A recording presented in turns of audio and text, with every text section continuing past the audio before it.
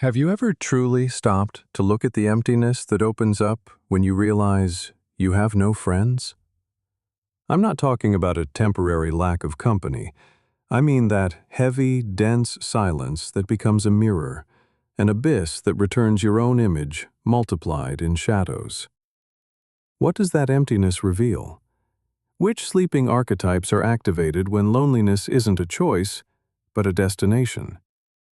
Carl Jung whispers to us from the fissures of the psyche. Where the other is missing, there hides a truth that our conscious mind wanted to forget. And it's not a comfortable truth. It's a broken mirror. And every fragment reflects a piece of what you tried to deny about yourself. Many people believe that lacking friends is simply a social symptom, a consequence of shyness or isolation. But Jung invites us to move past that surface and sink deeper. What does it truly mean to lack friends when we look at it from the architecture of the soul? Is it a punishment? A deficiency? Or perhaps a brutal revelation that your unconscious has already traced a path of individuation? A path that demands silence, rupture, and uprooting. What feels like a loss might actually be the start of a deep transformation, one that your conscious self doesn't yet understand. The real question isn't, why don't you have friends? But what unconscious truth is being revealed through this absence? The modern world glorifies sociability. It acts as if the value of a life can be measured by the number of contacts in a network, or the amount of laughter shared in a bar, or the sheer accumulation of group photos that try to eternalize hollow moments. Yet, Jung warns us that the psyche is governed not by quantity, but by the quality of connection. And here, a paradox arises. Not having friends can be both a symptom of deep disconnection and a sign of an intense inner maturation process, one that hasn't yet found its outer manifestation. How do you know which of those two lives inside you? That's the worry we will begin to untangle, step by step, like someone opening a chest buried for centuries. Imagine for a moment that the loneliness you experience is not an accident. It is a language written not with words, but with voids. Every time you look at your phone and there are no messages, the unconscious places a symbol before you. Every time you walk crowded streets and feel like you don't belong, the psyche whispers a warning. The social silence around you is not just the absence of others, it is the presence of something greater, a shadow demanding to be recognized. And Jung would say, what you deny subjects you, what you accept transforms you. Are you truly ready to discover what it means when the contours of your life are sketched out by solitude? The absence of friends isn't just a neutral void. No, it's a symbolic mirror, holding up several truths. Maybe your unconscious mind is forcing you to acknowledge a part of yourself that the group would never welcome. Perhaps your path of individuation demands you cross a desert without any witnesses at all.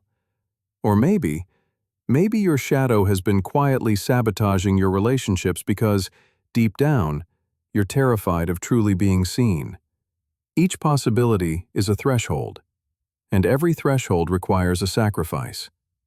Because what Jung found, what he understood, is that forced solitude isn't a mistake. It is an archetype in action.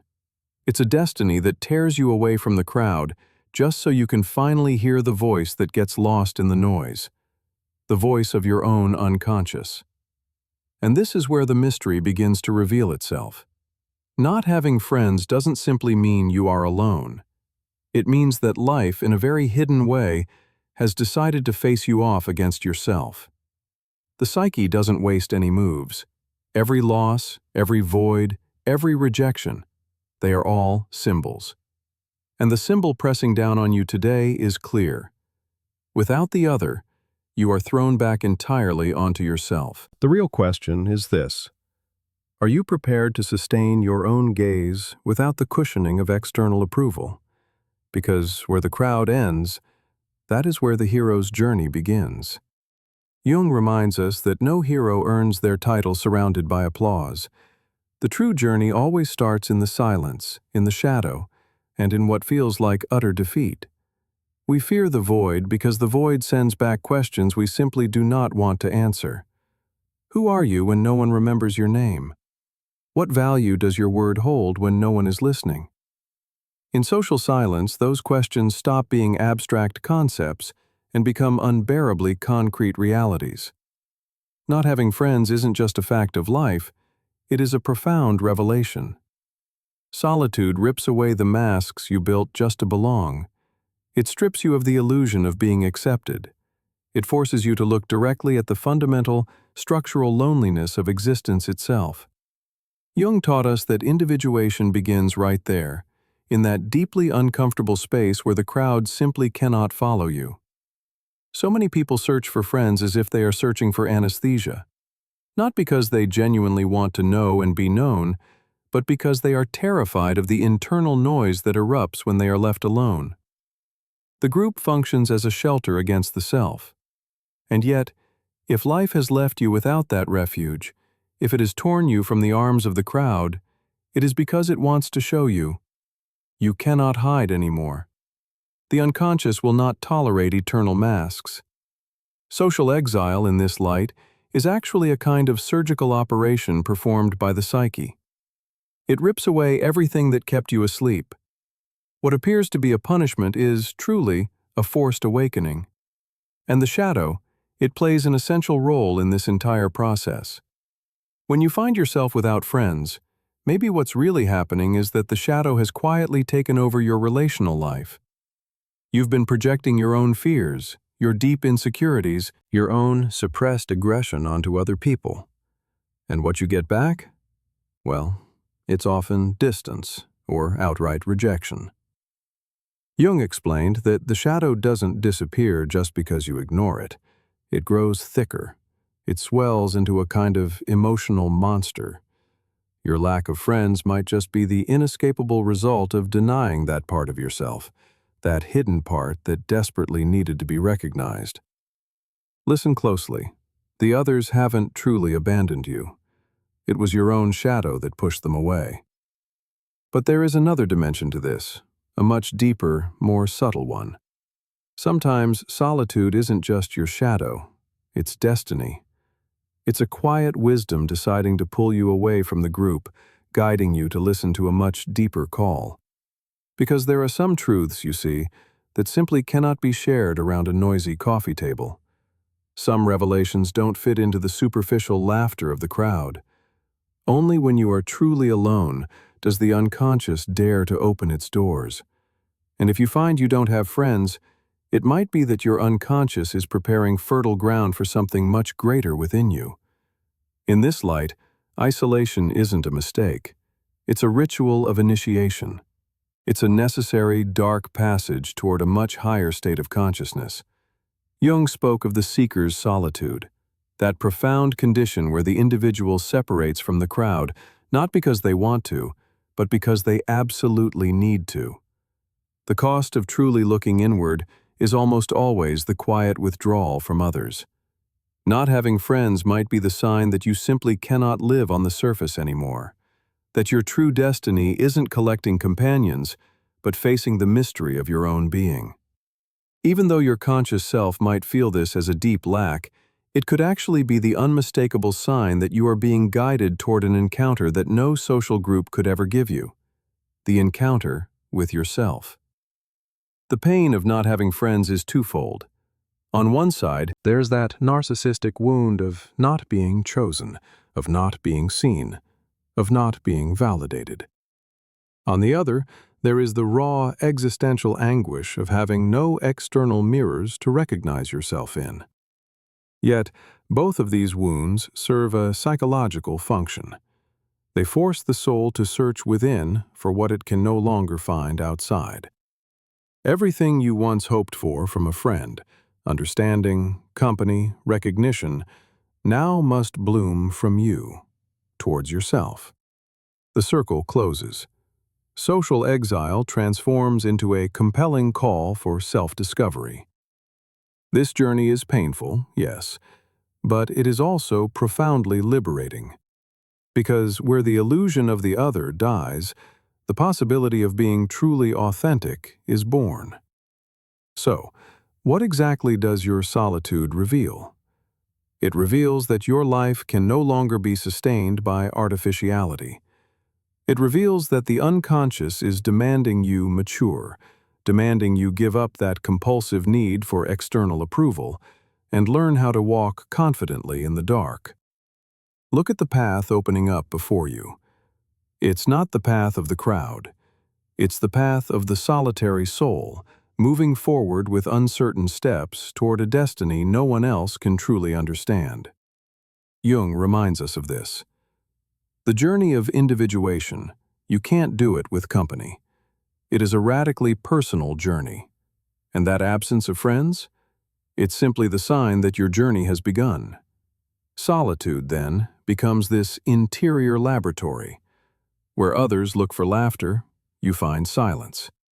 Where others get lost in small talk, you descend into the hidden corridors of your own psyche. Maybe you didn't choose this journey consciously, but life imposes it on you. It's an initiation. Jung compared this whole process to the mythological descent into the underworld. Think of Orpheus, Dante, Christ. They all went through moments of absolute desolation before they could emerge transformed. In this context, not having friends? That's your own journey down to the underworld. It isn't just a social mistake. It's a myth playing out in your actual life. You are thrown into the abyss, simply to discover the parts of yourself you still haven't met. But the unconscious doesn't work gently. It works with symbols. And the symbol of not having friends? It can feel like a curse. You look in the mirror and you ask yourself, what is wrong with me? That question echoes inside you, endlessly. Jung warned that this constant self-criticism is really just the voice of the complex that is now active within you. It's the inferiority complex, the fear of rejection, the shame of being different. This complex feeds on your solitude, and at the same time, it keeps it going. And yet, simply recognizing it is already a step towards consciousness, because the self that observes the complex is no longer completely trapped in it. It begins to break free. Modern culture turns friendship into a commodity. It teaches us that having lots of friends means success, and solitude means failure. But Jung dismantles that whole illusion. The true measure of life isn't in the number of external ties you have. It's in the depth of your internal connection. Not having friends might be a social failure, yes, but it can also be a psychological victory. Because the person who endures the weight of their solitude without being destroyed, they discover a source within themselves that depends on no one else. And that source is the true root of individuation. Learning to sustain your existence without needing others to validate it. However, we also can't romanticize this solitude. Jung was clear about that. Too much isolation can truly become a sickness.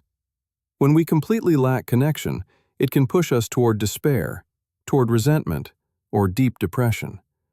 The secret isn't to deny that pain, but to learn how to read it.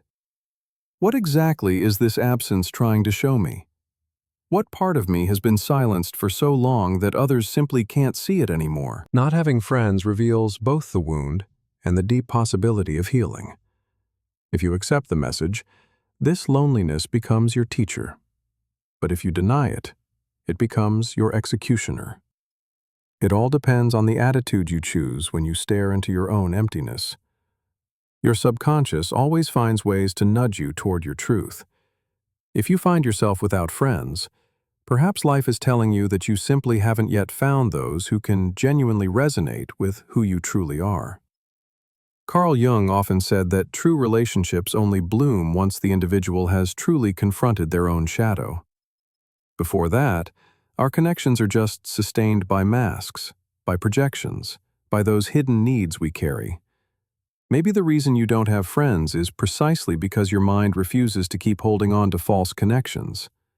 Loneliness, in this sense, becomes a filter. It's a purification process that happens before any relationship that truly matters can appear. And here, a painful paradox emerges. The more authentic you become, the harder it is to find company. Most people are deeply afraid of the truth because it forces them to confront their own darkness. If your path has led you to be more conscious, more profound, and more honest with yourself, others may have pulled away. Not necessarily out of rejection, but simply because they are unable to hold or sustain your intensity. So, not having friends reveals that you just can't exist in superficial relationships anymore. Your soul demands a real encounter. And until that encounter happens, your subconscious will keep your social life quiet. Loneliness, far from being a punishment, might actually be a promise. The promise of an authentic connection that just hasn't arrived yet. And so, the question must transform. It's no longer about why I don't have friends, but about what deep truth about myself is being revealed in this silence. Because every absence is a metaphor. Every void is a message. And what this emptiness reveals is that life has placed you in front of the most demanding mirror, the mirror of your own soul. Where you once looked for company, now you only find your reflection. And maybe that is the very first friendship you need to build, the friendship with yourself. Jung said it clearly, "He who looks outside dreams, he who looks inside awakens." And your loneliness, however painful it feels right now, it is the unavoidable start of your awakening. This is where we begin to understand that solitude isn't just missing other people, it's the powerful presence of what truly matters. The mystics called it the dark night of the soul. It's that deep state where everything external is stripped away, forcing you to finally recognize what's inside. When you look at it this way, not having friends becomes a necessary rite of passage. Yes, it's brutal. Yes, it's confusing and hurts, but it is profoundly transformative. Because the self that emerges after you've walked through that loneliness is not the one who entered it. You become more conscious, more solid, more capable of standing on your own true center. Jung didn't see these internal processes as a tragedy. He saw them as an archetypal necessity. The psyche always seeks wholeness, even if it must first destroy what no longer serves you. If the cost of becoming your true self, your individuation, is losing superficial friendships, hollow connections, or companions who couldn't handle your authenticity, then that price is actually the key to your freedom. Solitude simply reveals what the mask has been hiding. Who are you when no one else is holding you up? In that discovery, the beginning of your real life awaits. Imagine this moment right now is a doorway. Behind you is the crowd, with its empty promises and loud laughter. In front of you, a narrow path opens up. It is dark, and you are alone. There are no witnesses here, no applause, no companions. It is just you, facing yourself. But every single step you take on this road brings you closer to something you never could have found surrounded by friends. Your integrity. Your deep authenticity. The difficult but necessary reconciliation with your own shadow. What feels like total absence today is, in fact, the perfect preparation for a radical meeting with your own being. And this is the climax of the paradox. The loneliness you fear so much is the very seed of true communion, because only the person who has learned how to truly be alone can genuinely meet another person. Only someone who has descended into their own deep darkness can recognize the darkness in their neighbor and accompany them without wearing a mask. Your lack of friends, then, is not the end of your story. It is the start of a story that is deeper, more honest, and more completely human. But that story will only reveal itself if you choose to accept the silence instead of running from it. You must allow solitude to be your teacher, not your jailer. The first realization is clear. Not having friends is neither an accident nor a social defect. It is a symbol. It's a message that your unconscious is etching into your life with invisible ink, forcing you to stop, to look inward, and to begin a journey from which you will not return the same. This is just the first step. The only question now is, do you have the courage to keep walking this uncertain path where every void is a mirror and every silence is an oracle? Because what comes next is perhaps even more challenging, discovering what your solitude truly says about the destiny your soul has chosen. The shadow is the silent keeper of everything you refuse to admit about yourself. It lives in the folds of your unconscious mind, in the cracks of your history, in the dark corners of your memory.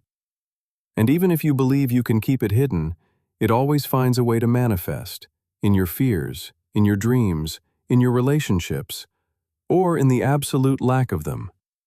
Because often, having no friends is simply the shadow acting in silence, pushing others away to force you to confront what you never wanted to see. Think about that for a moment. Every time a connection breaks without apparent reason, every time someone drifts away without explanation, every time you feel invisible, even in the middle of a crowd, the shadow is there. It projects your insecurities, your distrust, your fear of rejection onto others. And what you receive back is nothing more than the reflection of what you've thrown out. Jung used to insist that everything we deny within ourselves ends up appearing disguised in others. Perhaps your lack of friends is nothing more than your shadow screaming at you, "Look at me, accept me, integrate me." But the shadow isn't solely darkness. Within it also live repressed forces, forgotten talents, and passions left unlived. And when isolation is prolonged, when the silence becomes unbearable, something inside you begins to reclaim those lost pieces. Solitude becomes a double mirror. On one side, it reflects what you fear, and on the other, it shows what you could become. If you have the courage to look closely, you'll discover that your lack of friends has given you the strangest gift of all, the chance to reconcile with your own totality. This is where the archetype of the exile appears, the one who walks outside the tribe, not because they wish to, but because life tears them away from it. In myths, exile is never a punishment. It is preparation. The solitary hero crosses deserts, dark forests, and directionless seas, because only in that banishment do they find the strength that will transform them into something new. You, without friends, are living your own symbolic exile. You have been separated from the multitude, so you can finally understand that you are not the multitude. And although it hurts today, that pain is the mark of your destiny. You didn't come here to repeat what everyone else is doing. You came to discover what no one else dares to look at. And here is the final paradox. The further you advance on your path of individuation, the less compatible your old friendships become. What once united you with others, the shared masks, the routines, the superficial laughter, can no longer sustain you. You become more authentic, more profound, more uncomfortable. And it is possible that others run away, not because you lack worth, but because you reflect back to them what they refuse to see. Solitude, in this sense, doesn't reveal your weakness but your strength. You have stopped belonging to the crowd. Why? Because your soul demands a level of truth that most people just aren't willing to handle. So, what you feel right now, this profound sense of absence, maybe it's a sign that the process has already begun. It's a sign that your destiny isn't about gathering people around you, but about becoming whole. Your conscious mind might see this as a huge lack, a failure. But deep down, your unconscious self is smiling. It knows that every silence, every rejection, every empty moment is one more step toward your true, complete self. The exile belongs nowhere, and in that very absence of belonging, they discover a secret territory, the space of their own soul. What looks like a social failure to others, for you, it's an initiation. Because only the one who has lost the warmth of the group truly knows what it means to light their own fire in the deep darkness. And that fire, even if it feels small, even if it feels fragile, illuminates far more than 1,000 borrowed lights ever could. Maybe your lack of friends is exactly that, the spark for your own internal flame. A fire that isn't lit by applause, but by silence. But the path of the exile is not without its dangers. Carl Jung warned us that if you isolate yourself too much, you run the risk of getting trapped in ego inflation, believing you are superior, misunderstood, or specially chosen. That illusion can become a prison, just as oppressive as the crowd itself. So, the challenge of having no friends isn't just about enduring the loneliness. It's about learning to transform that loneliness into a source of truth. It's not enough just to step away. You have to descend. You must go deep, into the shadow, into the unconscious mind, and allow the silence to reveal things that words could never possibly tell you. The question pulsing beneath all this solitude is simple, yet devastating. Who are you when absolutely no one else is there to define you? For years, maybe you built your entire identity on the gaze of others, friend, colleague, confidant. But today, those mirrors are gone. All that remains is your naked face. No titles, no witnesses. Can you stand on your own without the crutches of external validation? That's the heart of the journey. To stop being a reflection of the crowd and start becoming a reflection of your true self. Becoming whole starts when you dare to simply be, without needing to be seen. And yet, right there, in that exact place where it feels like everything is falling apart, something completely new begins to germinate. The silence that weighs heavily on you today can become fertile ground tomorrow. The solitude you now experience as a sentence can transform into a temple. Because when you no longer have friends filling your days with distractions, your soul finally starts speaking to you clearly. Intense dreams emerge, forgotten memories bubble up, repressed desires surface. The unconscious, finally freed from its social mask, begins to show you the totality of who you really are. This encounter, even though it's painful, is also the seed of your true freedom. So, not having friends reveals something more than just a state of your life. It reveals a deep, necessary movement within your own psyche. It shows you that you simply cannot be who you were anymore. The old form is broken, and the new one hasn't yet been born. You're standing right on the threshold, in the in-between, in that uncertain territory where your identity feels wobbly and the future is completely hidden. Jung called this state initiatodromia, the difficult passage where everything inverts. What once looked like defeat suddenly becomes a beginning. What felt like total emptiness reveals itself as surprising fullness. Your loneliness, when seen from this angle, is not an ending at all. It is a powerful beginning disguised as an absence. And on that threshold, a warning resonates. Please, don't rush the process. The desert cannot be avoided. It must be traversed. If you try to fill this space too quickly, with superficial friendships or with shallow, empty relationships, you will completely lose the unique opportunity to hear what the silence has to tell you. Even though it hurts, even if this time feels unbearable, the message from your unconscious is clear. You are not ready for the other yet, because you must first find yourself. This prolonged solitude is currently forging a brand new shape inside you. At first, everything is just tearing apart. There are endless nights, questions repeating like hammers, and a feeling of abandonment that seems impossible to bear.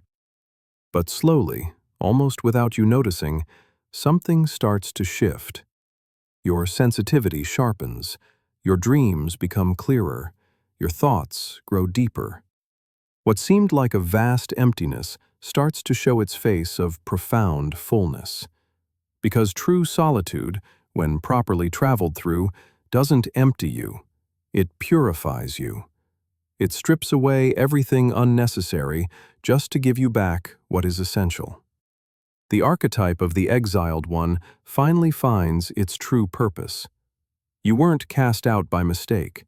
You were chosen to look at what others simply don't want to see. Your life, deprived of surface-level friends, becomes fertile ground for absolute truth. Silence becomes your greatest teacher. Pain transforms into your surprising ally. Absence is quickly turning into revelation. And even if your conscious self still cries out for company, your soul knows that this solitary passage is vital. Because only the one who endures this lack can truly discover the deepest abundance, the abundance of being whole. Jung taught that the process of individuation is not measured by the number of bonds you have, but by your sheer capacity to be fully yourself, even in the deepest solitude. That is the very core of what you are living through right now. Not having friends, it reveals something important, that your identity can no longer hold up in those external mirrors. It forces you to build your own center, a core axis that doesn't lean on applause or company. And yes, that process is difficult, it's arduous, but it's also deeply liberating. It gives you the chance to be truly authentic, even if no one else ever understands it. But remember this stage is not permanent. This exile doesn't last forever. Silence is not the ending, it is the beginning of a whole new language. Once you learn to inhabit your solitude without fear, once you integrate your shadow, once you truly accept your own company, that's when the real connections start to appear. They won't be many, maybe just a handful, but they will be real. Because only the person who has learned how to be alone is truly ready to meet another. Authentic friendship? It's born at the intersection of two reconciled solitudes.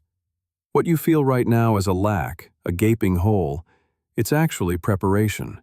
It's preparation for that real encounter. So, let this second revelation sink in.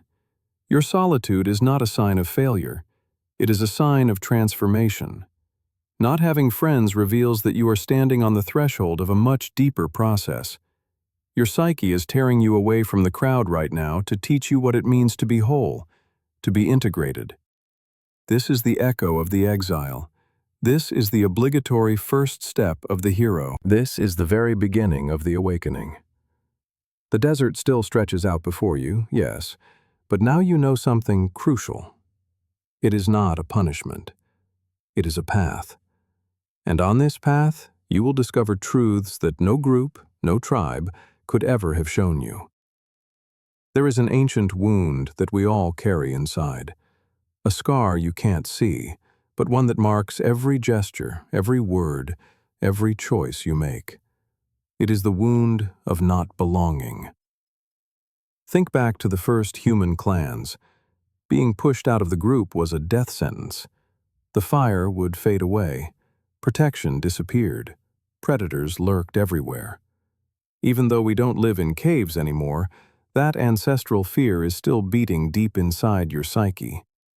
Not having friends wakes up this archaic echo. Your unconscious mind screams that you are in danger, that your life is at risk. Even if you rationally know that isn't true right now, that fear isn't new. It's millennia old, engraved in the very bones of humanity. And yet, it is precisely in brushing up against this wound that the possibility of transformation emerges. Jung used to say that archetypes are living forces that inhabit us. Exclusion isn't just some social fact. It's an archetype, and it forces you to choose.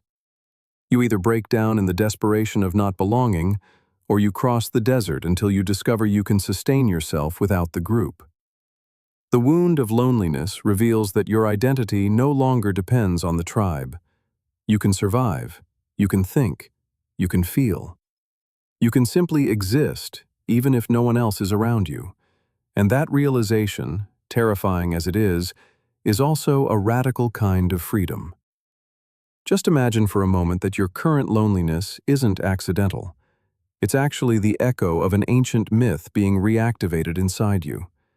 You've been pushed out of the circle, and your deep self, your unconscious mind, is silently reliving the fear of that primitive being, the one who wandered alone in the darkness. But this is where the deeper meaning appears. That exiled one, that solitary traveler. They are also the seed of the hero. Every hero, you see, is born from exclusion. Every great journey begins with a break, a rupture.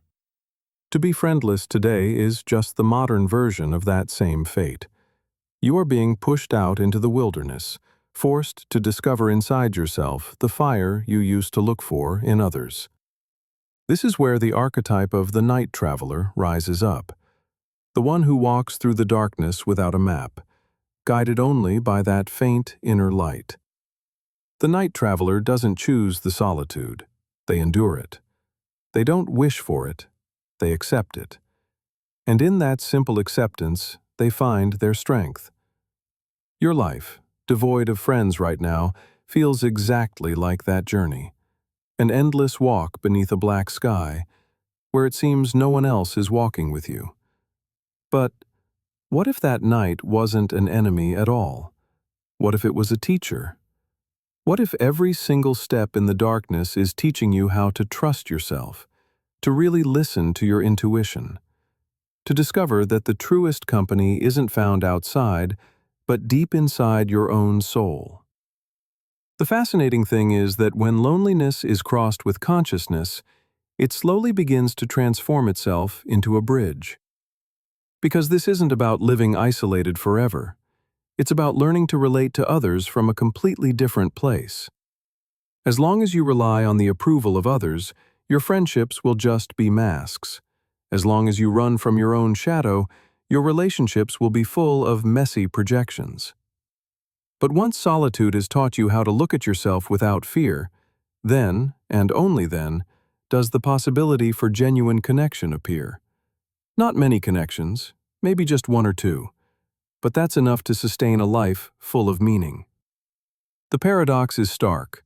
Only the person who has learned how to truly be alone can truly be with another.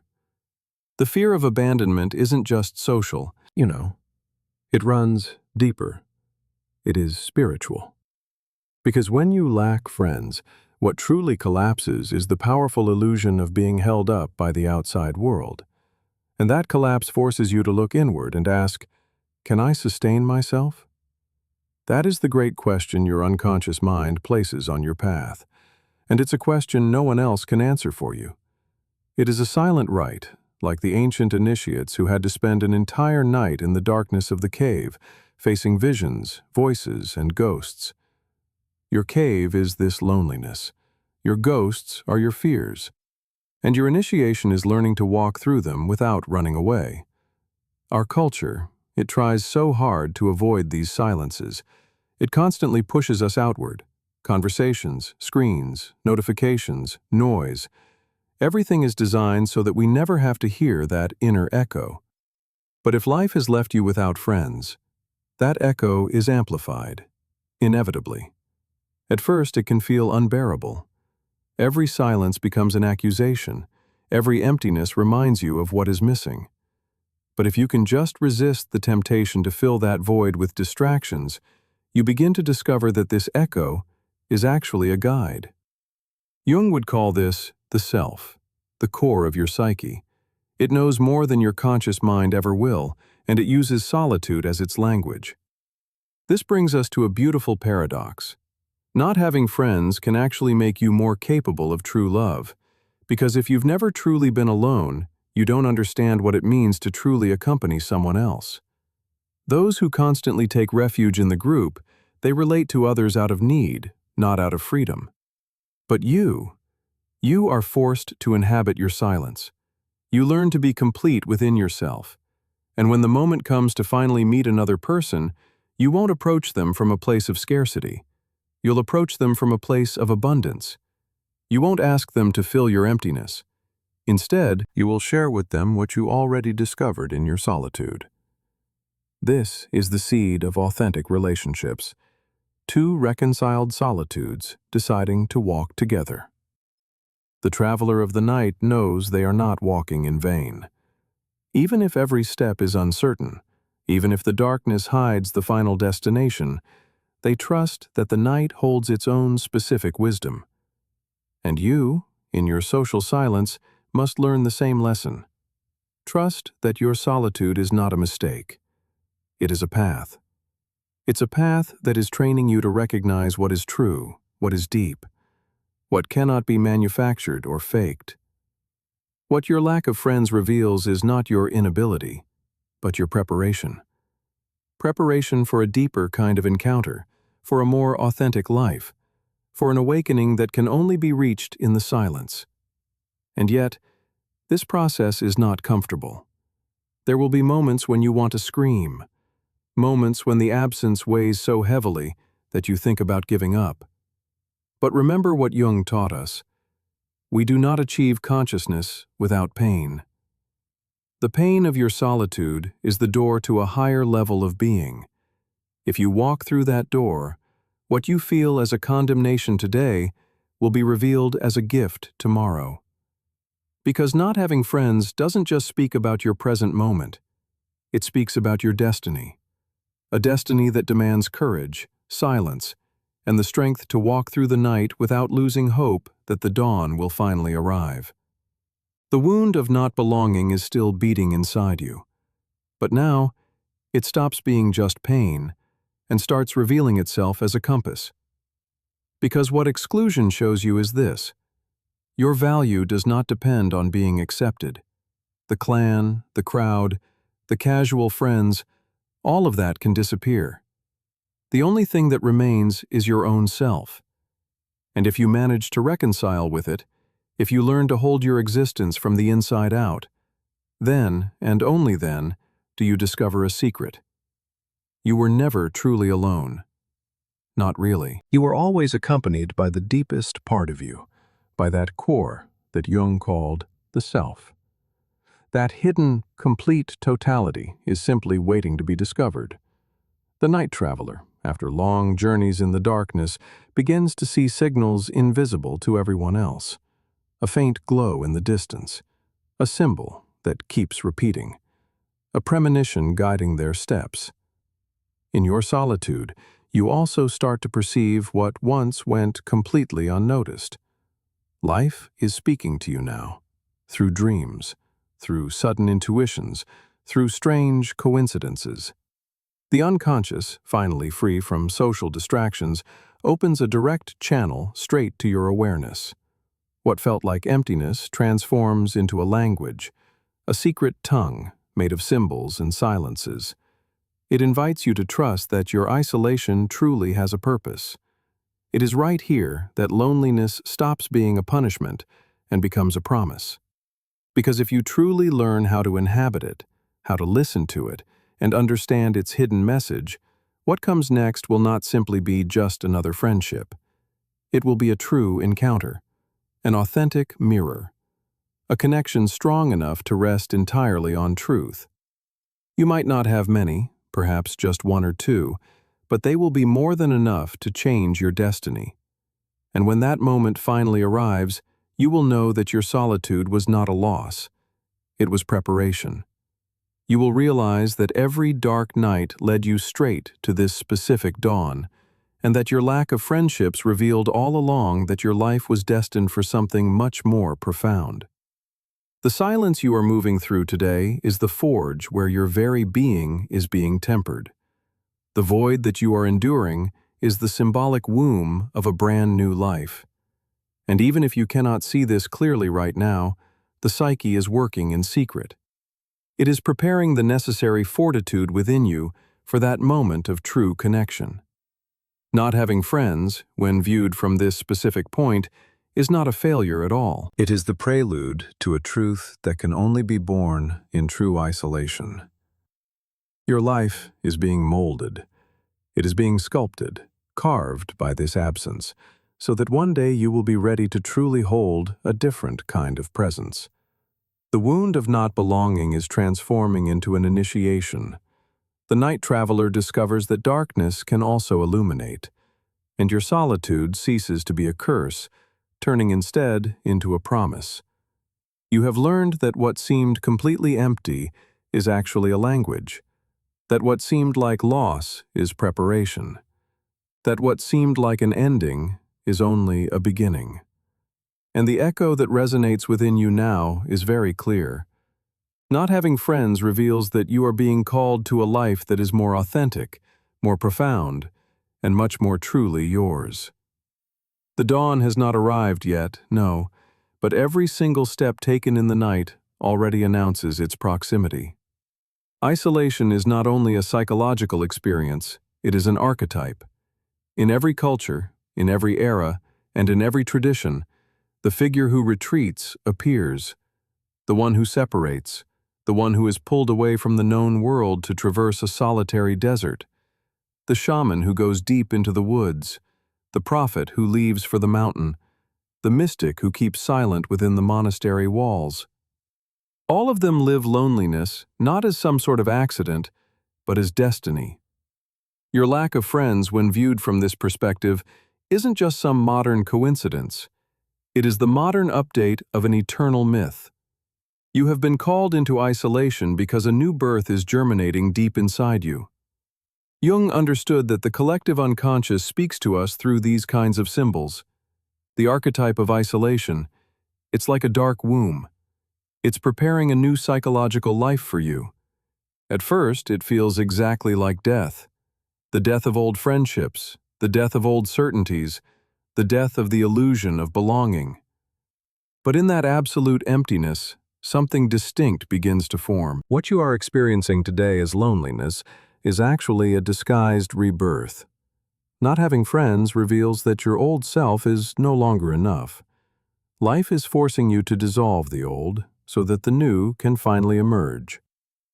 This experience carries a spiritual weight, because deep down, isolation isn't just a human issue, it's an intimate encounter with the sacred. When the external voices finally quiet down, when the laughter fades away, when the mirrors disappear, a different kind of silence appears. It is the silence of the eternal. Solitude becomes an altar, and on that altar, you start to hear a voice that doesn't come from the outside, but from the absolute depths within you. Jung called this dimension the self, the organizing center of the psyche, manifesting as inner guidance. And often, just to be able to hear it, life must rip everything else away from you. What's fascinating is that this apparent contradiction actually reveals a profound secret. True communion is born from autonomy. As long as you depend on others just to feel alive, your connections will be contaminated by need. But when you learn how to stand entirely on your own, when you accept solitude as your teacher, then you can meet others from a completely different place, not because you need them, but because you choose them. Autonomy becomes the absolute foundation of true communion, and the isolation you suffer today is really just the training ground for that kind of freedom. Imagine your current life as a buried seed. From the outside, it looks like nothing is happening. Darkness, silence, immobility. But down there, beneath the soil, in the invisible, something major is occurring. The seed breaks open. It dies to its former shape so that new life can finally sprout. Your isolation is exactly like this. It seems like death, but it is gestation. Not having friends doesn't mean you are finished. It means something within you is being planted. And what emerges after this process will be stronger, truer, and more authentic than anything you've ever known before. But isolation is not limited to a simple social withdrawal. Its true power lies in how it disarms the false certainties of the self. When you no longer have friends to confirm who you are forced to confront the deepest layers of yourself. And in that mirror, with no witnesses around, you discover both the brightest and the darkest sides of your being. Solitude, in this sense, is an alchemical laboratory. It destroys the raw material of your surface personality, just to distill the very essence of who you really are. Jung saw this process as a parallel to the myths of death and rebirth. Osiris dismembered, Dionysus torn apart, Christ crucified. They all go through a symbolic destruction before they can be reborn into a more complete form. Your lack of friends? It fits this exact pattern. First comes the dissolution of the old, the loss, the emptiness. Then, slowly, the new emerges. And even though the pain is real, the transformation is real too. What feels like an irreparable loss today will reveal itself tomorrow as a necessary purification. This rebirth, though, doesn't happen automatically. It requires your conscious participation. Solitude can either be a portal or a prison.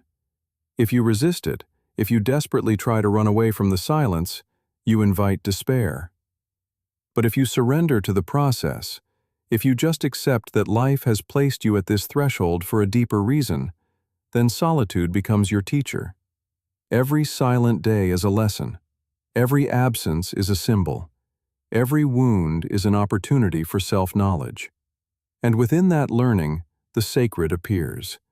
Not as a dogma, not as a religion, but as a purely interior experience.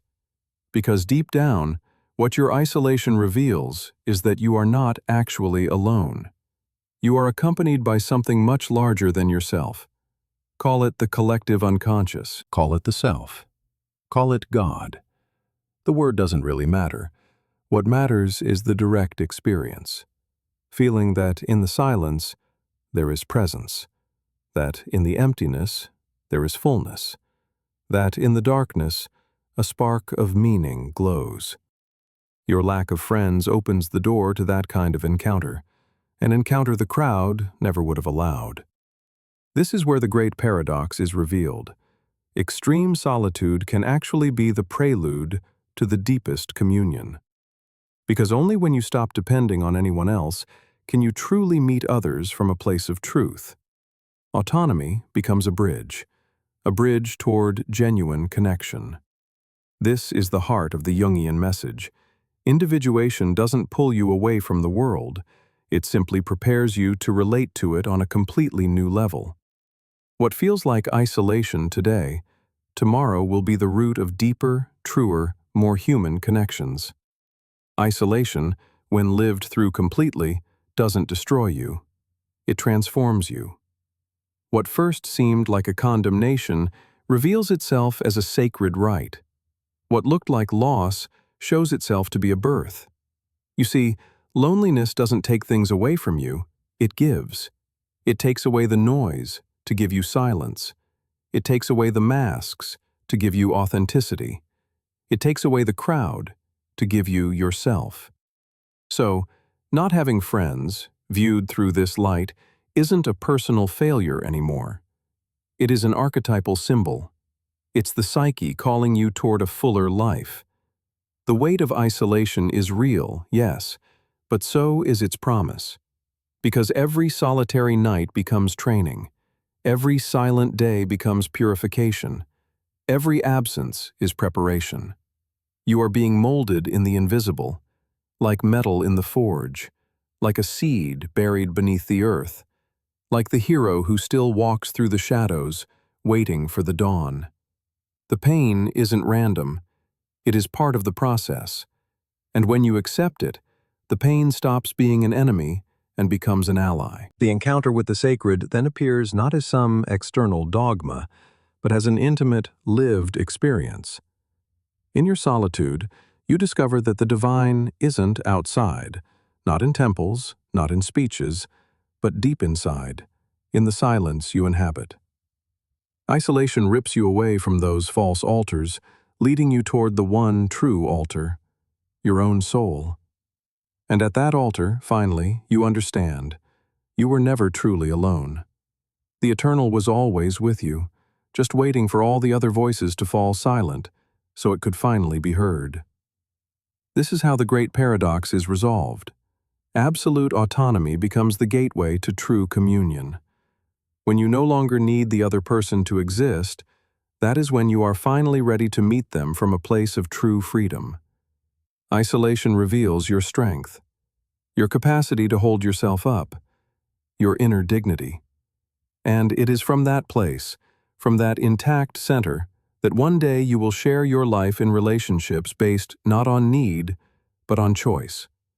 Loneliness will have fulfilled its function, to prepare you for the authentic. And so this fourth movement comes to a close. Isolation reveals itself as a kind of rebirth. Solitude becomes your altar, self-reliance, your truest route for deep connection. Not having friends, don't see it as a punishment anymore. See it as a sign of something much bigger than you, a process that is tearing you away from the superficial, leading you straight toward the essential. Listen closely to the echo now. It's clear. Your loneliness isn't the end of your story. It's the quiet prelude to a radical transformation. The next step? It's about finding out how this silence becomes a bridge, how this absence shifts into a quiet presence, how this emptiness actually announces the beginning of your real encounter with the world. Solitude is an unforgiving mirror. It won't show you what you wish to see. It only reflects who you truly are when all the external lights go out. Where there are no witnesses, no applause. Your naked authenticity is revealed. And even if that vision hurts, it is the start of truth. Because when you hid inside the crowd, your actions were often dictated by a mask. When you kept those superficial friends, your words probably hid a deep internal silence. But now, without company, every disguise drops away. Having no friends means you can no longer fool yourself with the illusion of belonging. You are forced to face yourself in your purest form. This mirror, though, cuts both ways. Some people look into it and they open up. Others, they just harden. The risk of solitude is that instead of softening your heart, it might stiffen it. That the wound of abandonment turns into resentment, into a heavy armor. That phrase, "I don't need anyone," is really just an unresolved scream of pain. Jung warned us about this trap. When solitude is lived through rejection, it only breeds bitterness. But when it is lived through acceptance, it breeds depth. Solitude itself doesn't define your destiny. It is defined by the attitude you choose to inhabit it with. Here is the new threshold. Will you let your solitude close you off, or will you let it open you up? If you close yourself, your life will become a wall. Nothing will come in, nothing will go out. And yourself will harden until it becomes sterile. If you open up, however, solitude transforms into a bridge. You learn to recognize your own vulnerability. You reconcile with your shadow. You discover inside yourself the quiet tenderness you used to seek from others. And from that inner tenderness, one day, you will be truly ready to share yourself authentically. Solitude, then, is no longer a prison. It becomes the root. Living your exile fully, feeling it deep down, that's what actually prepares you for real connection. Think about it. If you've never truly been alone, you often mistake companionship for dependence. You cling to people. But when you've truly lived in that absence, you learn something vital. True company doesn't grow out of need. It grows out of freedom. That's the crucial difference. And that's where the hidden promise of your isolation is finally fulfilled. Once you survive that silence, you become ready for a completely different kind of encounter. Maybe it won't be many people, perhaps just one or two, but these bonds will be so deep, so essential, that no crowd could ever replace them. What felt like a life sentence, this profound aloneness, it turns out it was just preparation. Preparation for what truly matters. Just imagine that future, even for a moment. After all those years of walking alone, one day someone appears. Someone who truly resonates with your deepest truth. This isn't about filling an empty space inside you, no. It's because your solitude has taught you how to love from a completely different place. This love, this friendship, it won't be a shelter against your fears. Instead, it will be an expansion of everything you already discovered within yourself. And that's when you finally understand what Jung suggested. Individuation doesn't pull you away from the world forever. It simply sets you apart, just long enough, so that when you return, you do so from a place of pure authenticity. Your loneliness was just the antechamber to a more human, a more real, a more profoundly your own connection. The human heart holds a secret paradox. The more wounded it is, the greater its potential to finally open up to what is true. Solitude, with all its painful, sharp edges, cuts deeply. But that wound, that pain, it can transform into a portal. Because when life strips away all the social distractions, when you don't have friends around to numb your fears, you are left exposed, bare, just the core of your vulnerability. And it is in that precise vulnerability where your most genuine strength is born, the ability to love without wearing any masks at all. Jung referred to this whole movement as an alchemical process. The heavy lead of your solitude transforms into the gold of authenticity. But this isn't automatic. The lead must endure the fire. It has to burn inside the furnace of silence until all its old shapes are lost. That is exactly where you are right now. You are enduring an invisible heat, a burning that feels like it's destroying you, but which is actually purifying your very essence. Not having friends? That is the fire. It decomposes your superficial self so that a more integral, a more lucid, a truly freer version of you can finally emerge. The risk, of course, is becoming rigid. Many people who go through profound solitude end up believing they don't need anyone at all. They think absolute self-sufficiency is the ultimate goal. But that's just a trap of the ego. It's a defense mechanism that locks you in rather than setting you free. The real lesson isn't denying connection. It's learning how to relate to others from this completely new, authentic place. Solitude is not meant to be a permanent wall. It is a bridge under construction. Your challenge is simple. Don't confuse true inner strength with shutting yourself down. Don't confuse autonomy with perpetual isolation. The real path, then, isn't about fighting loneliness or escaping it like it's some kind of prison. No, it's about sitting right there in it, about living within that solitude until it decides to transform itself. Because there will be a moment, a soft, quiet moment, when the absence stops hurting you, and instead, it begins to nourish you. The silence won't feel empty anymore. It will feel like fertile ground, where intuitions, images, and symbols can finally sprout. Solitude then turns into your secret garden. It's an inner place you can always return to, even when you have friends, or a partner, or a whole community around you. And this garden, this will be your unshakable root. It's the place where you can always recognize yourself. Here is the most subtle realization. Your current solitude is not a life sentence. It is a school. And like any school, there's a graduation day.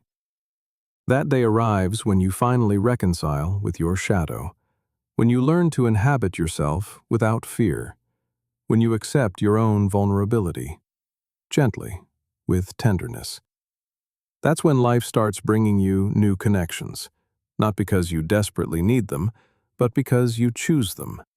It might be just a few people, maybe very few. But with them, you'll discover a depth that is impossible to find in a crowd. Then you'll finally understand. Your exile wasn't a mistake. It was training for real love. Solitude, when it goes on for too long, has a strange effect on you. It starts to speak. It speaks with voices that don't come from the outside world at all. Internal dialogues bubble up. Dream images appear. Sudden intuitions just flash in your mind. It's almost as if, because your friends are absent, your own unconscious mind decides to become your companion. Carl Jung recognized a deep truth here. Within every single person live internal figures, complex archetypes, symbolic characters, who are actually trying to relate to you. When your external life feels empty of connections, your internal life intensifies. And this is how you discover that solitude is never truly empty. It is populated by symbols. Now, these inner figures can be challenging. Sometimes they show up as severe critics, as deep fears, or as memories of people who hurt you. But other times, they emerge as guides, as invisible teachers, or as dreams that reveal hidden paths to you. What matters is understanding this. In the absence of external friends, yourself begins to reveal your internal friends, the shadow, the anima, the animus, the wise old man, the divine child. They all emerge. When you listen to them, your solitude becomes a stage for self-knowledge. The danger, of course, is getting utterly lost in that internal world without translating any of it into concrete life. Jung warned that isolation can lead to something called psychic inflation, where you confuse those inner voices with absolute reality. You disconnect from the world. You get trapped in your own fantasies. That's why the challenge is double. You must listen to what your interior has to teach you. But you cannot forget that the final goal of this whole process of individuation is to come back to the world, to share what you learned, to embody what you discovered in real, tangible relationships. Solitude is just a passage. It is not a final destination. And here, one last revelation surfaces. Not having friends also forces you to confront time itself. When your days go silent, when the hours aren't filled with conversation or connection, you are forced to feel the passage of time in a much rawer way. Every single moment weighs heavily. Every night feels longer. But if you can learn to endure it, that time becomes depth. You start discovering nuances in the silence that you simply missed before. You learn to just listen to your own breathing. You recognize that being alive doesn't actually depend on having company. Time becomes your ally, and your life gains a rhythm that is truer, more your own. Isolation ultimately forces you to answer the essential question: do you want to keep living, even if absolutely no one is watching you? That is the most radical test of authenticity, because as long as you depend on being seen, your entire existence is chained to others. But when you discover you can exist fully, even without witnesses, that is when you reach true freedom.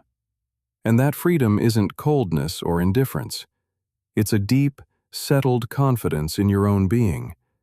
And it's only from that place, from that recovered center, that one day you can look at another person and truly say, I choose you. Not because I need you, but because I am ready to share who I am. When solitude lasts too long, it has a strange effect on you. It starts speaking to you, with voices that don't come from the outside world. Internal dialogues rise up, dream images, sudden intuitions. It's almost as if, without external friends, your own unconscious becomes your companion. Jung understood this deep truth. Within every individual live internal figures, archetypes, complexes, symbolic characters, all looking to connect with you. When your external life leaves you empty of connection, your internal life intensifies. And that's how you discover that solitude is never completely empty. It is populated by symbols. These inner figures can be challenging. Sometimes they show up as severe critics, as deep fears, or as memories of people who hurt you. Other times they emerge as guides, as invisible teachers, as dreams revealing hidden paths. The important thing is realizing that without external friends, your psyche starts revealing your internal friends. The shadow, the anima, the animus, the wise old man, the divine child, they all start to emerge. If you listen to them, your solitude becomes a stage for self-knowledge. The danger, of course, is getting lost in that inner world without translating it into concrete life. Jung warned that isolation can lead to psychic inflation, confusing those inner voices with absolute realities. You disconnect from the world and get trapped in fantasy. That's why the challenge is twofold. Listen deeply to what your inner self has to teach you, but don't forget that the ultimate goal of individuation is to return to the world. It's to share what you've learned, to embody what you've discovered in real relationships. Solitude is a passage, you see. It's not a final destination. And here's another truth. Not having friends also confronts you directly with time. When the days fall silent, when your hours aren't filled with noise or meetings, you are forced to feel the raw flow of time. Every single moment weighs heavily. Every night feels endless. But if you can learn to bear it, that time becomes depth. You start finding nuances in the silence you never noticed before. You learn to live in the slowness. You learn to hear your own breath. You realize that being alive doesn't depend on being accompanied. Time actually becomes an ally. Your life gains its own rhythm, something more authentic. Ultimately, isolation forces you to answer one essential question. Do you want to keep living, even if nobody is watching you? That is the ultimate test of authenticity. Because as long as you rely on being seen, your existence is chained to others. But when you discover you can fully exist, even without witnesses, that's when you find true freedom. This freedom isn't coldness or indifference. It is a deep trust in your own being. And from that recovered core, that steady center, one day you can look at another person and say, I choose you, not because I need you, but because I can share who I already am. When solitude is lived right down to the bottom, it stops being an absence. It becomes a revelation. What first felt like a condemnation is revealed as a mirror. What seemed like emptiness shows itself to be a secret garden. What felt like abandonment transforms into the very root of authenticity. Because in that deep silence, you discovered who you are when nobody else is defining you. And that is the purest form of freedom. Not having friends, far from being a sentence, is actually revealed as an opportunity to build your life from the inside out. The risk of hardening is always there, becoming cold, distrustful, unable to open up. But when you manage to cross that threshold without shutting down, what is born in you is infinitely more valuable. The ability to love without need, to share without demanding, to accompany without possessing. Your solitude, then, is no longer a prison, it's training. It taught you to inhabit your vulnerability, to reconcile with your own shadow, to find the source within yourself that you once looked for outside. And from that source, the day you meet another person again, you will know that your connection is born out of choice, not out of lack. In this way, exile stops being a tragedy. It becomes an initiation. Your life is not marked by what you lack, but by preparation. The silence you are moving through today is the forge where your authenticity is being shaped. And what this stage reveals isn't that you're incapable of having friends, but that your soul has led you to a time of deep maturation. Because only the person who has learned to hold themselves up alone is truly ready for genuine communion. Solitude is the mirror of your authenticity. It confronts you with your naked truth. It forces you to make a choice. Do you close off, or do you open up? Do you harden, or do you finally blossom? Your destiny hinges on that decision. What felt like unbearable pain slowly converts into the seed of freedom. And the echo that resonates now, it is just a whisper. What comes after this silence won't be an empty crowd. It will be a real encounter, a connection strong enough to hold your truth. Solitude, when accepted, stops being a lack. It transforms into a promise. You have learned that the pain you feel today is also what prepares you. What feels missing right now is exactly what will bear fruit tomorrow. The path opening up ahead of you is no longer paved with fear. It is paved with a quiet hope. The hope that your authenticity, cultivated right here in your solitude, will become the root of a deeper, more human communion. Your personal loneliness isn't happening in a vacuum. It is deeply intertwined with the shadow of the society you live in. Not having friends isn't always just an individual issue. Sometimes it reflects a world that has forgotten the art of true connection. We live in an age of superficial hyperconnection. Contacts are everywhere, but real encounters are rare. In this context, your isolation might be an uncomfortable mirror reflecting a wider truth, that the entire community has lost depth. Our culture has turned friendship into consumption, companionship into a performance, closeness into a utilitarian exchange. Jung reminded us that the individual carries the collective. What you suffer through in silence is often the symptom of a wound that belongs to everyone. Your solitude might be an expression of a general lack, the contemporary inability to sustain genuine connection. In that sense, your life reveals something that goes far beyond you.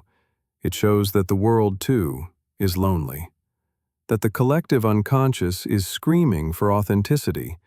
That the shadow of superficiality has covered up even friendship itself.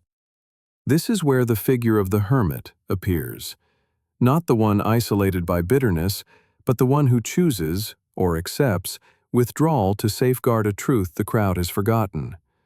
The hermit becomes the guardian of what is essential. While the world is distracted by the noise, he cultivates the silence. While everyone else seeks superficial company, he learns the art of truly being with himself. And one day, when the community tires of its own emptiness, it will go to the hermit seeking answers. You, in your solitude, might be being prepared for that very role, not as a punishment, but as a mission. Because what you experience today as absence could be the seed of a service.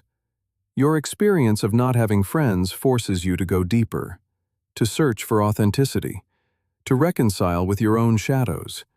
And when you achieve that, you will have something profound to offer the world. The capacity to sustain others in their own silence. The strength to simply accompany them without needing anything back. The wisdom to recognize in every single connection the dignity of the soul. The hermit doesn't run away from society. He steps aside to transform himself, and then he comes back, carrying a fire that truly illuminates. What your life reveals, then, isn't just a personal destiny, it's a collective calling. Your solitude, it's a mirror reflecting humanity, a humanity that has simply forgotten what's essential. If you accept this path, if you decide to turn your exile into genuine learning, then you can truly transform your wound into a gift. Because the deepest paradox here is this: by embracing your isolation, you actually become a bridge between the individual hurt and the collective wound, between your personal shadow and the shadow of the world, between the silence that lives within you and the voice the world desperately needs to hear. The hermit isn't just a loner, he is an alchemist of silence. In his retreat, he transforms absence into presence, the wound into wisdom, the void into language. What others see as a simple condemnation, for him, it becomes an inner laboratory. And although from the outside he might seem completely isolated, his solitude is actually pregnant with meaning. You perhaps, because you don't have many friends right now, might be going through this very same process. Life hasn't separated you to punish you.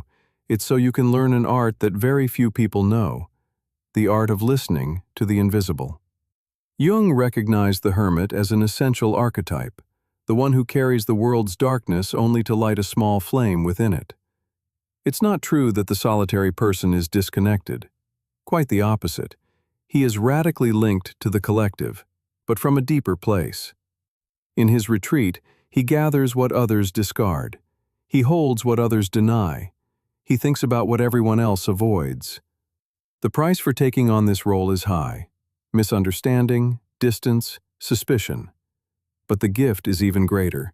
It's the ability to offer the world a transformed vision, a truth born not from the crowd, but only from silence.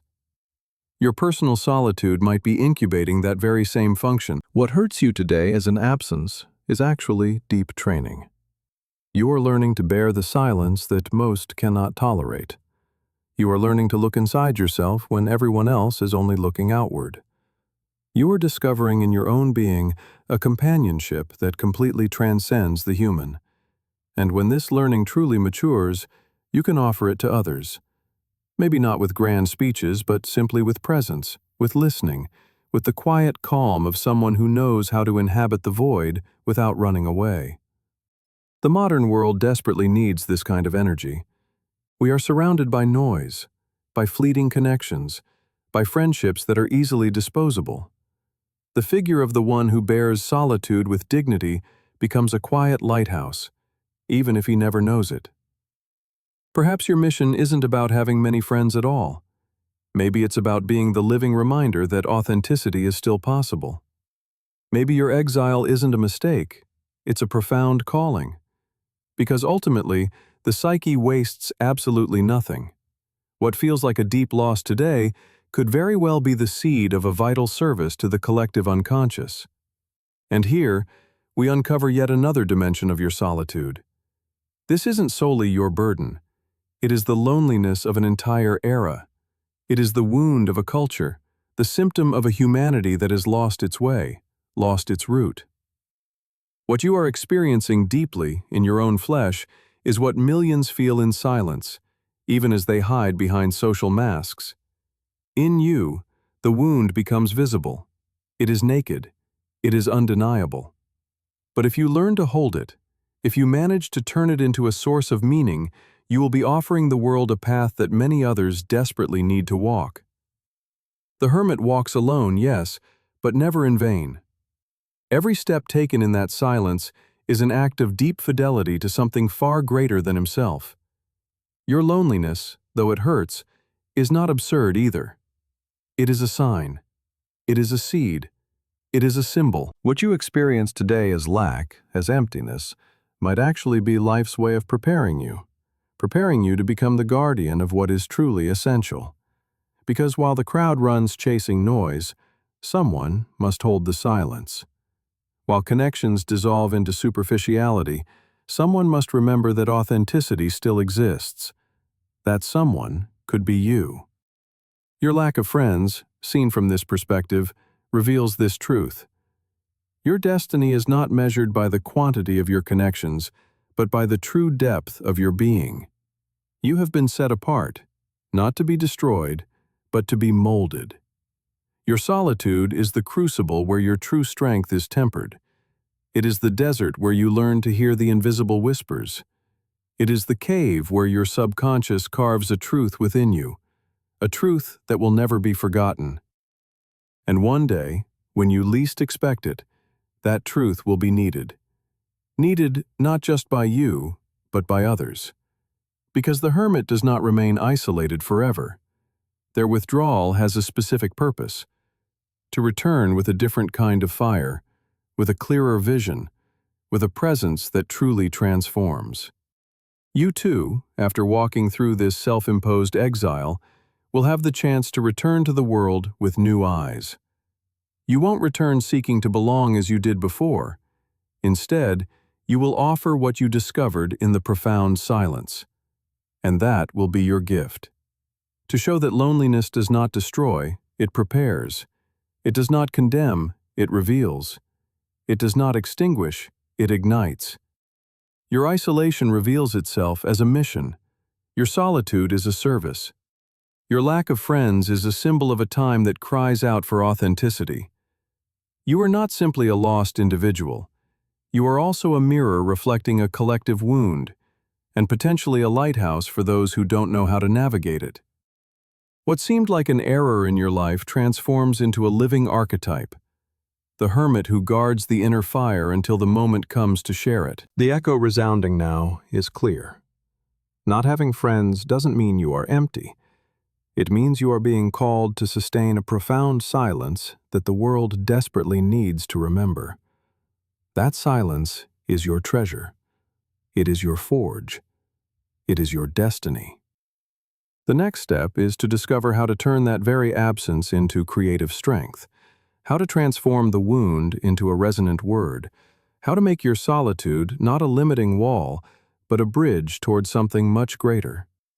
Loneliness, when it stops being a barren desert and becomes a territory inhabited by powerful symbols, gives birth to a strength that can never be bought or imitated. True creative force, it doesn't come from whims or from vanity. It is born from a silence that becomes fertile.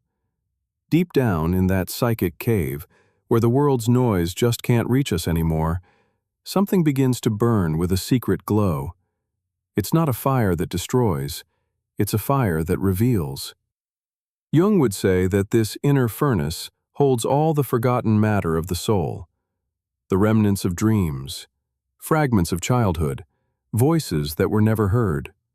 All of that, warmed by solitude, melts down and transforms.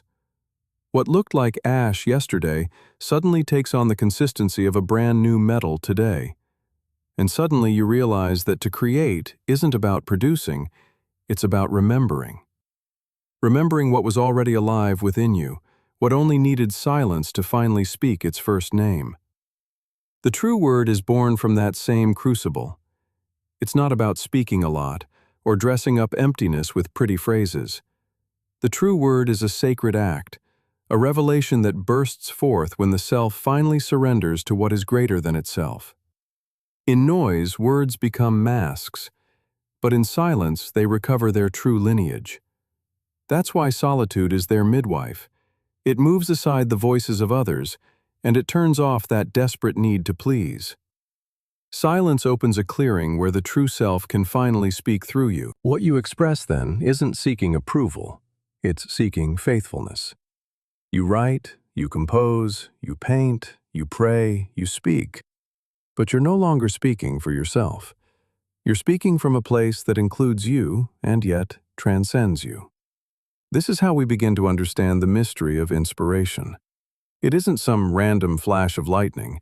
It is the moment you become transparent to what has always longed to be born through your mouth.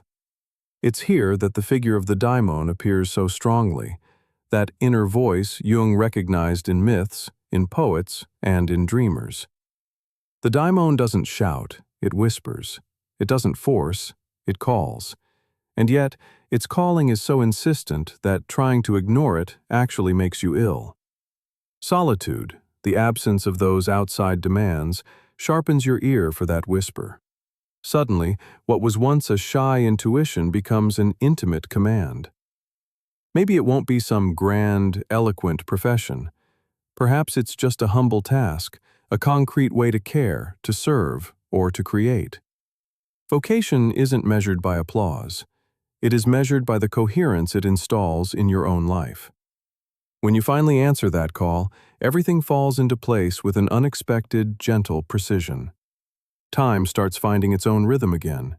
Your body breathes without any resistance. The noise in your mind finally settles down. And then, your solitude reveals something. You came into this world for a singular kind of work. The cost of truly hearing that work? Losing the chorus of voices that used to distract you. But the creativity that's born from this quiet demands a specific ritual. Descent. Stay. Return.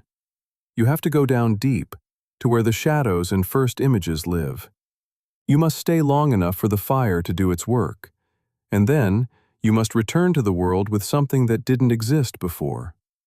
Many people go down, but they get scared by what they see, and they come back with empty hands. Others stay down there for too long. They forget to return, trapped in a kind of narcissistic labyrinth. This path asks for something different. A living oscillation. A breath between the inside and the outside. It's about building a bridge between your interior self and the life you share. Between your intimate vision and the visible form. If the discovery stays locked inside, it withers away. But if you expose it too early, it shatters. Solitude teaches you this touch, when to protect it, when to offer it, when to be silent, and when to speak the precise word that opens a new horizon. True vocation, when it arrives, reorders even your losses. What felt like mere misfortune reveals itself as preparation.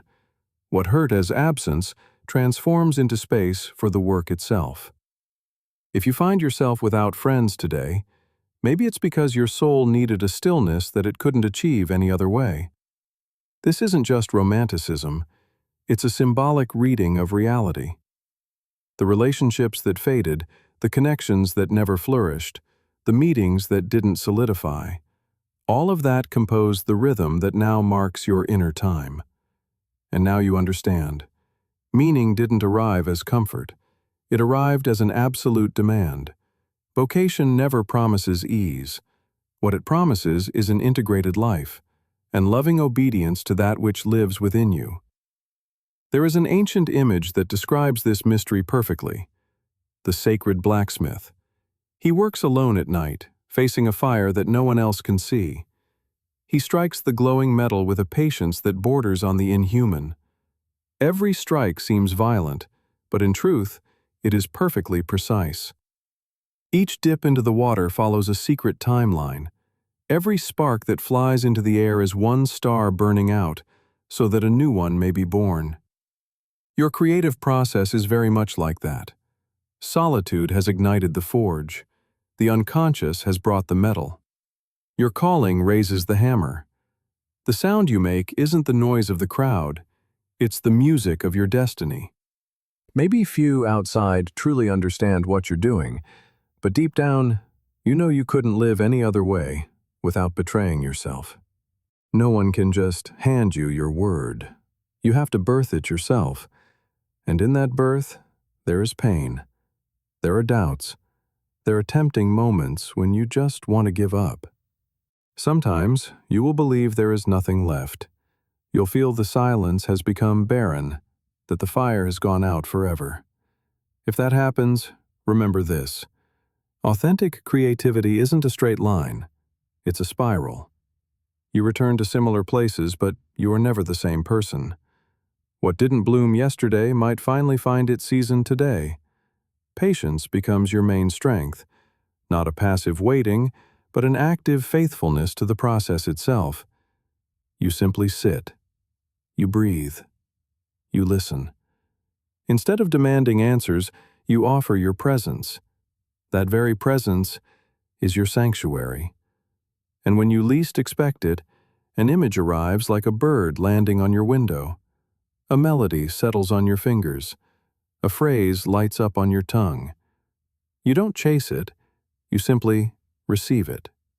The creation that is born from solitude also heals you, not because it magically solves your life story, but because it takes the chaos and organizes it into a living form, a notebook filled with honest words, a piece of clay bearing the imprints of your hands, a melody that keeps you company in the deep night, a prayer spoken with your whole voice. Every single creative gesture guides you back home. The work isn't just a work of art. It's a small door opened between worlds. It's the meeting place between what hurts you and what ultimately saves you. It allows the things buried deep inside to finally become visible, letting the darkness find a shape that your mind can hold. There will be people who just won't understand this path. They might tell you that you're exaggerating, that you're being dramatic, or that a new friendship would just fix everything. Don't argue with them. This isn't about dismissing human connections. It's about honoring them so deeply that you refuse to replace them with cheap imitations. This silent, demanding work you do inside is the highest act of love you can offer to your future. Because when life connects you with another soul, you will want to be ready for that meeting. And you will only be ready if you first learn to be true to your word. If you figured out how not to betray your core just because you were afraid of being alone. Solitude, then, will have been your great teacher of honesty, the guardian who kept you from selling what was sacred within you too cheaply. There is an almost imperceptible moment when your calling stops being a secret you keep and simply becomes a habit of the soul. You no longer have to force anything. You breathe, and the true self settles in. You become less anxious, less hungry for attention, more deeply aware of the small things. You become humble because you know your inner fire isn't entirely yours, it simply moves through you. And you become brave because you sense that fire demands concrete action out in the world. Solitude, far from isolating you, actually prepares you to finally occupy your true place with dignity. And occupying your place isn't climbing onto a pedestal, it's embodying your own form, without asking permission from the ghosts of your past. In that deep space, the words born from you are no longer a declaration of war, nor a desperate plea for love. They are just a river finding its natural course. You will finally understand that the creativity that springs from your deepest silence competes with nothing and no one. It doesn't need noise to exist. It doesn't try to convince anyone. It doesn't offer itself up as merchandise. It is simply a humble bread for the soul's genuine hunger. If someone receives it, they are fed. If no one takes it, it remains, still, simply bread. This is the freedom you were searching for all along, without even knowing it. The absence of connection led you right here, to show you that your life doesn't depend on being invited to all the tables. It depends on learning how to bake your own inner sustenance. When you share that bread, true communion happens, and when no one is there will still be nourishment for you. That is the unmistakable sign of a true calling. It sustains you, even when the world falls silent. That is how the truth hidden within your solitude is revealed. It is the womb of your words, the forge of your work, the temple of your true purpose. It wasn't an emptiness to be feared. It was a quiet space meant for creation. It wasn't a punishment you had to resist. It was a house you were meant to inhabit. If you accept this destiny, you will stop asking, "Why don't I have any friends?" and start truly listening to what wants to be done through you. Then life, with its luminous irony, will surprise you. Once you no longer need the crowd to exist, the few who truly matter will arrive, those with whom your words turn into flesh. And even if they don't come, you won't be lacking anything. You will be whole, and your work will continue to burn in the silence, like a lamp that doesn't depend on the wind. Because fundamentally, this is what the journey wanted to show you from the beginning. Solitude isn't the end of connection. It is the very source of it. Where you learned to be silent, the word was born. Where you lost the need for mirrors, you finally found your own face. And where no one came, your inner guide, your daimon, appeared. Now, with your own quiet fire lit, you no longer fear the night. You know how to walk through it, slow and steady. You pay attention to the subtle signs. You stay true to what lights up and what fades deep inside you. If you ever start to doubt, just return to the source. Return to the notebook. Return to the breath. Your calling will always wait for you there, in that exact quiet spot where your solitude touches the eternal. There is a point on this path where creative force stops being an occasional explosion and simply becomes breathing. You don't need to force it or chase it down. All you need to do is arrange yourself, like someone opening a window just before dawn. That humble, simple gesture, the opening, is your sacred pact with yourself. Solitude is no longer a trench you hide in or a place of escape. It is now a sacred workspace, a clean table, an open notebook, a body that simply agrees to be moved by whatever asks for form. And every time you return to that quiet altar, something inside you settles down, finally making peace with time. The clock outside loses its grip. Your inner rhythm at last begins to lead. Then you understand that creating does not separate you from life. It brings you back to it. The work you shape in silence flows into the everyday. It flows into how you look at the world, how you respond to others, how you walk. The real work doesn't end on the paper or in the clay. It pours out into the way you say good morning, into the kindness with which you listen, into the simple clarity of your choices. Your solitude taught you a new kind of elegance, the grace of not taking up more space than necessary, the grace of not demanding from another person what you now know how to offer yourself, the grace of speaking only when your words carry water. And yet the old fear still surfaces now and then. What if nobody understands this? What if none of it actually matters? What if the night returns with its old familiar cold? These are known ghosts. You greet them. You give them a chair at the table, and you continue. You learn that arguing with them makes them grow, but looking them in the eye transforms them into quiet allies, messengers of a limit that you need to honor. Your diamond, meanwhile, maintains its own measure. It doesn't shout, it simply indicates. When you drift away, the body feels clouded. When you return to the current, The air feels clean. Loyalty to that measure is now your secret way of being friends with yourself. Having reached this quiet threshold, the question is no longer why you don't have friends. Instead, it becomes, what kind of presence are you called to offer when connection finally arrives? And the answer draws itself in the quiet, a presence that has no hunger for a mirror, no need to seduce, no rush. Just a discreet flame that does not compete with the light of day. Your solitude revealed the architecture that holds you up. Your creativity lit up all the rooms inside.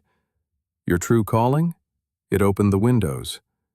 Now, when someone finally arrives, they will find a home.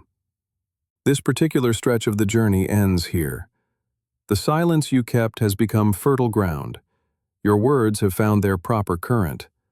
The work itself breathes right within your own pulse.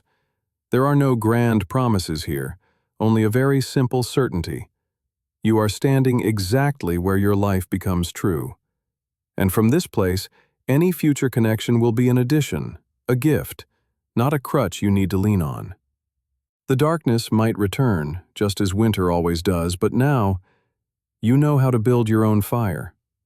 Every transformation needs to take shape. It needs embodiment. The symbols you learned want to become actions. The dream is begging for feet, for a path to walk on. You've understood everything in silence. Now, your soul is inviting you to go live that understanding right out there in the world's harshness. This isn't about shattering your quiet space, not at all. It's about letting that new center you found start talking with reality itself. The streets, your job, the changing seasons, all those faces. If the outside world used to drag you along, now you move through it with a different kind of inner weight. Solitude gave you a spine. Now, life is going to ask you for rhythm. The first sign of this new life taking hold is a whole new kind of attention. Can you see the things that you used to walk right past? The simple exhaustion in a stranger's eyes. The brief, quiet music of a tree branch tapping against the glass. The sheer dignity of a shared silence inside an elevator. These aren't just little stories.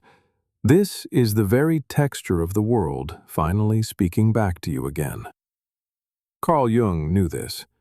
When your true self finally takes the lead, the world around you seems to quietly fall into place, as if following a secret script. It's not magic at all, it's correspondence. The inside and the outside, once completely out of sync, finally begin to talk to each other.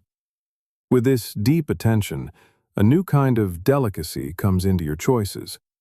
Where you once said yes out of fear of losing something, now you say no, out of loyalty to the quiet rhythm that guides you. Where you used to rush to fill up your calendar, now you honor the quiet, empty spaces that nourish you. And in that clarity, sometimes people appear. Not many. Just a hand offered without fanfare, a laugh that asks for nothing, a conversation that doesn't compete. You don't run toward them, nor do you shy away. You simply receive them, the way you receive the rain, with simple, quiet gratitude. You've learned that friendship isn't manufactured, it just happens. And your only task is to be whole when it does happen. Still, the old temptation lingers, the urge to settle into a new character, the one who has already solved their loneliness, the one who knows exactly how to live. That kind of rigidity, that would be a subtle detour. Individuation doesn't give you a fixed title, it gives you a craft, the craft of remaining alive. Remaining is about continuing to listen, adjusting your pace, correcting your path, and accepting that the mystery never expires. If the night feels too dense, you return to the forge. If the day overwhelms you, you return to the notebook. Your center is not a statue. It is a flowing source. And when the collective shadow brushes past you again, the rush, the endless comparison, the propaganda of success, remember the thread that saved you. The breath that realigns everything. The tiny gesture that brings order. the exact word that opens up space. Solitude taught you how to keep the glowing embers alive beneath the ash. Now you carry those embers with you, without showing them off. If someone approaches you feeling cold, you can share your warmth without running out of fire. If no one comes, your hearth will remain lit anyway. That is the true measure of your freedom. Every now and then, you will look back and see the old you, frantically trying to belong at any cost. Feel tenderness for that fearful seeker. Don't judge him. It was his hunger that brought you all the way here. Give him a seat at your inner table. Offer him the simple bread of your everyday life. Show him that there is no longer any need to beg. You will hear a familiar whisper deep inside you. It wasn't that you lacked friends. It was that you lacked a home. And that home, finally, is now resting within you. If life brings you new encounters, they won't be grand coronations. They'll just be intersections, paths that cross, walk together for a while, and then, perhaps, move on. There is no debt here, only gratitude. There is no fear, only mindful attention. What that solitude revealed remains, a silent root beneath every step you take. If one day you have to walk without company again, you will know how to do it without losing yourself. Because the essential things no longer depend on the voices around you, but on the truth breathing softly in your own chest. And this is how the journey continues. A quiet, daily faithfulness to what surfaced in the silence, a gentle but firm courtesy toward anything that needs to take shape, a discreet hospitality for the encounters life entrusts to your door. There is no hurry. There is no delay. There is only rhythm. And that rhythm is the constant heartbeat between the world and your own center. It is, finally, the friendship you never truly lacked. The journey has matured enough now to be spoken plainly, without adornment. What you called loneliness was actually a summoning. It was never a punishment. It was salvation. At first, it hurt like an unbearable absence. Now you recognize its steady pulse as the beat that returned you to your center. Every night without voices was a stone laid in the house that holds you up today. Every silence, a key tuned until your own voice found its natural tone. You don't need to prove anything or demand belonging. It is enough just to inhabit that inner space that life showed you when everything else seemed to be collapsing. That place is your root, your quiet altar, your measure. Then the final question lets itself be heard with gentle clarity. What will you do with what you saw in the darkness? The answer won't come in shouts. It will be a simple, daily, repeatable gesture. Tend to your own fire. Honor your breath. Speak the truth when the time is right, and be silent when the word is still growing inside you. When faces appear on your path, you will approach them without needing them to be a mirror. When the day asks you for boundaries, you will offer a no that doesn't wound. When the world's shadow brushes against you, you will simply remember the thread that held you steady. This is how what you learned is embodied, not in lofty theories, but in the humble dignity of every single step. Suddenly you discover the world is habitable once more, not because the world became kinder, but because you finally stopped negotiating your center. Authentic connection is no longer some abstract promise. It's the simple, concrete chance to meet someone else without losing yourself completely. It's holding a shared silence without that creeping panic. It's celebrating a genuine laugh that doesn't hide old wounds, but instead holds them close. If only a few people arrive, that will be enough. If they haven't arrived yet, that's also completely fine. Companionship is no longer a requirement for your existence. It's a quiet gift you simply appreciate when it happens.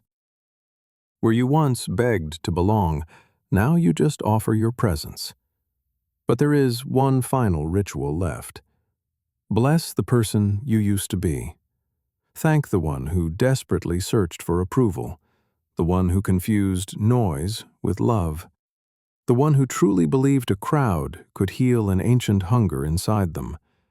Without that former self, there would be no path forward.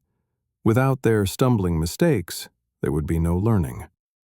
Look at them now with tenderness and just whisper, "We are home now." And home isn't a place on a map. It's a way of being in the world.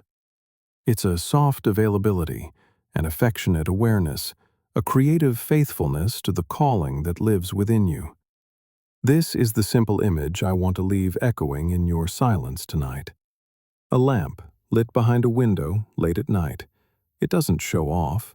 It doesn't demand attention. It doesn't argue with the darkness. It simply remains.